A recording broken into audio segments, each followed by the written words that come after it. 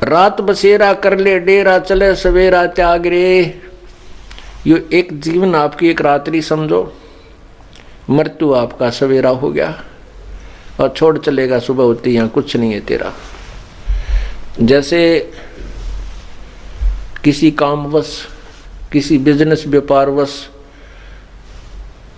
व्यक्ति दूर देश में जाता है, दूसरे प्रांत में जाता है, शहर में जाता है, और वहाँ जाकर के कोई होटल में कमरा किराए पर लेता है या किसी धर्मशाला में लेता है, और वहाँ जितना भी उसने किराया दिया है वो उस समय तक वो रुकता है, फिर आगे चलना होता है। तो रात्रि पूरी होते ही वो सुबह प्रस्थान कर जाता है, उस सराय को त्याग देता है, उस धर्मशाला को, होटल को त्याग देता है। तो कोई वहाँ उसका ठिकाना नहीं है वो। इसलिए ये शरीर हमारा एक किराए का कमरा समझो, होटल है ये। होटल में, इस संसार रूपी होटल में हमें किराए का यूं एक कमरा मिला हुआ है।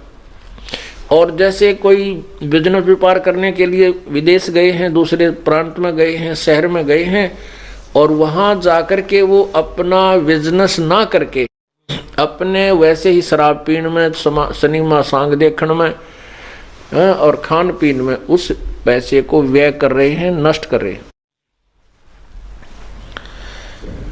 और जब उसका पैसा नष्ट हो जाएगा, समाप्त हो जाएगा, फिर वो कंगाल हो जाएगा। कंगाल होकर के फिर वो क्या करेगा?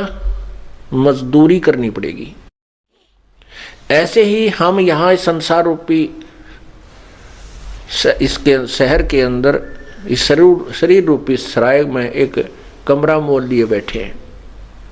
आए थे हम कोई सौदा करने के लिए, वो सौदा ना करके हम यहीं के जो नकली सांग सिनेमा में ये आनंद, इस झूठे सुख को सुख मान करके इसमें अपना जीवन व्यर्थ कर चले। तो फिर क्या होगा? हम मजदूर लगेंगे, क्योंकि जो पूंजी हमारे को समासों की मिली थी वहां हिसाब होगा कि इसमें तूने क्या कमाई की, इतने 1 लाख रुपए लेके गया था, इससे क्या तूने बिजनेस किया। तो 1 लाख रुपया हमारे पास नहीं होगा तो साहूकार जिससे हम कर्जा लेकर आए थे वो कहेगा भाई फिर वापस कर, और नहीं तो मेरे मजदूरी करके पूरे कर। तो इस परमात्मा रूपी साहूकार से हम जो श्वास रूपी पूंजी मनुष्य जीवन की लेकर आए थे, इसमें हम भक्ति नहीं कर पाएंगे, फिर हम कंगाल हो जाएंगे और मजदूर बन जाएंगे, गधे कुत्ते सूअर की जून नहीं पाएंगे।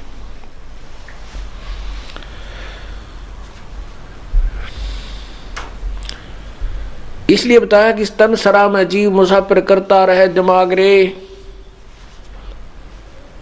इस तन सरा में, धर्मशाला में, यो जीव मुसाफिर, ये एक यात्री है, और इसमें यो अपनी अपनी सोचते अटकल बैठा है। अपनी नहीं चलेगी यहाँ पर, तो परमात्मा के विधान अनुसार हमने स्वीकार करना होगा, और परमात्मा का विधान हमारे सदग्रंथ है, उसके अनुसार हमें अपना जीवन सुचारू करना पड़ेगा।